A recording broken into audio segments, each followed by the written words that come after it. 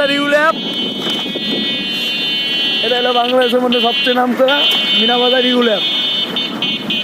এটা হলো Meena Bazaar you lab. যাবো না, কোন দিক দিয়ে ঢুকবা? বাম দিয়া।